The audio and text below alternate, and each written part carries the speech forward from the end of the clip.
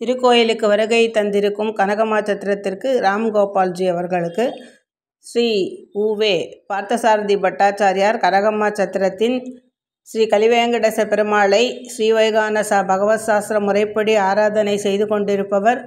அர்ச்சகர்களுக்கு முதல் பக்தர்களாக திகழ்வது பட்டாச்சாரியார்களே.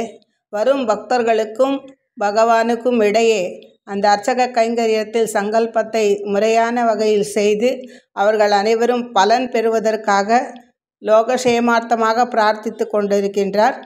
இன்று புரட்டாசி சனிக்கிழமைகளில் மிக அதிகமான கூட்டம் இருக்கும். சென்னை பூக்கடை தேவராஜ தெருவிலிருந்து கிளம்பிய திருமலை திருப்பதி திருக்குடை வழித்தடத்தில் அமைந்திருக்கக்கூடிய அனைத்து இடங்களிலும் ஆராதிக்கப்படுகின்றது. திருவள்ளூரை அடுத்த கனகம்மா சத்திரம் கலிவேங்கடேச பெருமாள் திருக்கோவில் தமிழ்நாட்டு எல்லையில் அமைந்திருக்கிறது.